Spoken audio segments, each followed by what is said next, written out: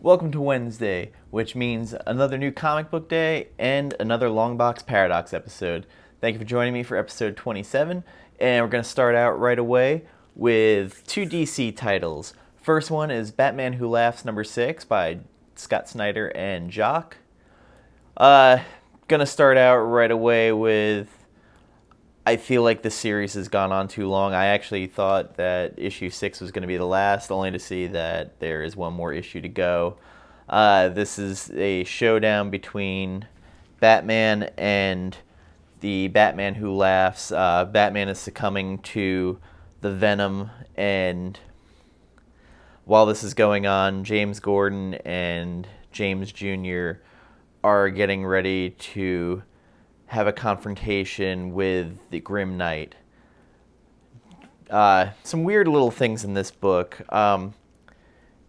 Jim Gordon and James find the Batman armory, and they're wearing the Terry McGinnis Batman Beyond costume, like prototypes of it. I thought that was a little bit weird, but I know how Scott Snyder likes to kind of throw in little things like that. Like in the beginning, we'll see like the blimps from Batman the Animated Series. I kind of had hopes that this book would start kind of wrapping up, and I'm a little disappointed, and I'm not going to lie. I just wish there was more going on in it. The Batman versus Batman Who Laughs showdown kind of was uninteresting. It was more of like a psychological showdown where Bruce is teleporting all these Bruce Wayne's in, and he finds the happiest Bruce Wayne, which is a child. And it turns into, well, your trap is actually my trap. And he stabs Bruce in the chest with another vial of venom. Older Bruce, who's being inflicted by them, not young Bruce. It's a very... I'm not sure what Snyder's going for at this point. Probably the best parts are with Jim Jr. and or Jim Gordon and James Jr. and the Grim Knight, where the Grim Knight is going like in his world. James Jr. hung himself because his father still could never accept him. Always calling, what he was, a skin mask of a human being. If I'm gonna grade this one, I'm probably gonna give it a 5. This was, to me, actually one of the more disappointing issues of the series. I'm still gonna go with issue 7 when it comes out, but as of right now, I really wish it would have been better. And I'm getting scared because Snyder has always had this quirk of, like Stephen King, I've said before, where he has these concepts but can't stick the landings at the end, and I'm starting to get that bad vibe here that he's not going to be able to stick the landing on this. And I maybe think that the Grim Knight is overstated, or not Grim Knight, Batman Who Laughs is overstayed his welcome, kind of like with Marvel when Venom first came out, where they just slapped him in every book, even ones that probably he shouldn't have been in. I'm kind of burned out on it. The whole Dark Knight's Metal universe kind of got me burned out. Not saying this is a bad book, but I had higher hopes for it, and it's not meeting that, and this issue just disappointed me. It's the only real word I can find for it. So here's hoping for the best for it to end, but as of right now, I'm not sure it's going to hit for me. So going to follow that up with another DC title that came out this week by Brian Bendis and Alex Maleev, Event Leviathan number 1. And for me, this was fantastic. I loved Maleev's run with Daredevil with Bendis. Really good synergy with the storytelling and everything. It starts out with Lois Lane and Batman. They're having a back and forth, and they're at the destroyed ruins of Argus. And Lois is asking where Talia is. Batman is kind of saying, I don't know. And Then they find Steve Trevor is there. He survived the ruins, and they start piecing together what happened. And Leviathan basically kept Trevor alive, almost to make it seem that he might be Leviathan. And then he goes, well, if you think I'm Leviathan, that means Lois Lane's Leviathan, because also... And Batman starts talking about, okay, well, everything about this crime scene is too clean. It's almost immaculate. I've never seen technology like this. And it's leading to red herrings, false leads to make you think that whoever survived is Leviathan because, again, it's too immaculate. There's nothing leading you to thinking that those people are alive, that why those people were kept alive. And we see from the flashback of Steve Trevor, the robot or whatever it is that explodes in the building, put him in a force field while he watched everybody blow up. One of them being Dr. Strand, who he thinks is dead. We cut ahead to Dr. Strand now in this room, and basically Leviathan is telling her how he's read every paper she's ever written and he wants to make a better world, and basically stroking her ego. A lot of this is kind of, it's, as Batman says when he's saying, like, he's going down the rundown of who it would be, it could never be Luthor because there seems to be no ego behind it, which is scary. And as he's running down the suspects, he keeps saying, like, it's too clean, it's without emotion, no ego, methodical, but it is going with Talia and Ra's al Ghul's theory of a new world. And Batman and Lois kind of depict, or they kind of figure out, they're on a clock now to try and figure it out before whatever's set in motion happens. So they're going to gather the best detectives they can find to try and track down. And we see Question in the shadows. So that made me happy. Again, like, not a lot happens action-wise, but the dialogue and the art really work for me. And it also sets the tone of what's going to happen. I really enjoyed this issue, and I really hope that the rest of the issues follow with the solid storytelling and art like this one did. I'm going to give this an 8 out of 10. I really enjoyed it. Lois Lane, I really like that they're going in on how she, as a reporter, is like one of the great, like, detective minds of piecing stuff together. I do like that since Bendis has taken over, he's kind of building her up a little bit more than some past incarnations. Definitely a buy, and again, looking forward to where this goes. From there, we're going to go to Image Comics and Ride Burning Desire. The first thing that popped to me is the Adam Hughes cover is pretty damn fantastic. The story itself, there's 2 stories in it. The backup story is by Adam Hughes. The front story, it's about Detective Vega, and she was a cop who ended up doing 15 years in prison.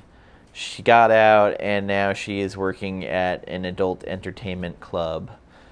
And in it, it's a lot of it her sitting at the bar talking to the bartender, and, you know, one of the strippers or dancers coming in high, and her, Vega, interacting with this deaf child, and a bunch of tough guys come in and start kind of messing around, and Vega gets into a fight with them. Cops come in, and you start getting into they have a bad attitude towards her. She meets up with her old chief who also had issues with her, saying, he'll put her back in jail. As she gets out from the police department, flipping at the bird, she meets old partner's daughter and gets his muscle car. So they kind of fill in the blanks a little bit, but you don't get a lot of the information. The art is solid for the A story. The B story is where it starts getting bananas. So it starts out with these fucked up cops showing up at the door of the house. Oh yeah, this takes place in Atlanta too. They show up at the door and the cop is looking for woman who lives at the house, and he knocks her out and puts her in what looks like a pleasure room, and she wakes up and she is hearing him say, "I just took my blue pill, I'm ready to blow." And she finds the costume for Unicorn Sparkles and ends up killing them in front of her nieces. Again, this is just a weird-ass story, but again, Adam Hughes' art is fantastic. It's an interesting B story. I'd say overall, I would probably grade this first issue as a 6. There's some stuff that I'd like to see filled in, but again, things going for it. Adam Hughes cover, Adam Hughes B story, art. The writing could have been a little bit better, but I did enjoy it for what it was, because it was just fucked up. It really was, and there's no way to talk about it without going to that point with it. So I'd probably give it a 6 out of 10, just because of the WTF factor. And from there, we're going to go to Silver Surfer Black #1. As we saw in Thanos series, there was a Silver Surfer that he turned black. And so as we saw in Guardians of the Galaxy, the Black Order ended up suckering a certain faction of people who were looking for Gamora, and they ended up in a black hole. Silver Surfer manages to get them out, but not without completely wrecking himself, and he ends up in this other universe world, and he creates a sun, basically. But you see, like, it starts to happen. His right hand turns black, and then this door opens, and it says, "Come here, little son," and it's Null. So if you've been in the Venom universe, the symbiote god, Null, he's kind of the big bad of that, and Donny Cates has managed to kind of put him crossing into all of his books. Like the Wraith in Guardians of the Galaxy got information on Null from Star Fox. So he's weaving this all together, and I'm kind of curious when this grand epic comes together, how he's been planting these seeds in Null. It just feels like it's going to be a summer or winter crossover, this giant event. It's interesting. I won't lie and say that I wasn't distracted by Tradmore's art. It's a little abstract, and the stuff in the black hole, it makes sense. It's when it's out of the black hole that I was like, well, the art's kind of so loose, and at least for me, it's not what I normally look for in art, and it's more of a me problem than an art problem, I guess I would say. Real curious to see where this is going to go further from this. There's a lot going on in it, and the first half of the book is pretty much, since it's in a black hole, it's all Norn's thoughts. But then when he gets out, then you actually start having dialogue and him, actually conversing with other people. I'm gonna give it. I wasn't blown away by this issue. I'm probably in that 6.5 to 7 range. It was good. I thought it could have been better, but given half of the book was in a black hole, it's kind of kind of hard to really kind of flesh out what the story, the book was going to be. We kind of know what the end result is going to be since that was already shown in Thanos. It's still a buy, I think. I'm not sure. I might have to read it again. It was one of those, I liked it, I didn't love it. So that's it for my reviews today. I managed to get through 4 books, which pretty good for me considering how late I got them.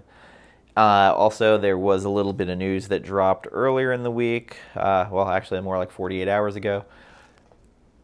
Clayman posted a picture of what the Catwoman Batman book he's going to be doing, and the promo art was a reflection of Batman and Catwoman on the Phantasm's scythe, which Phantasm, Master of the Phantasm, Andrea Beaumont.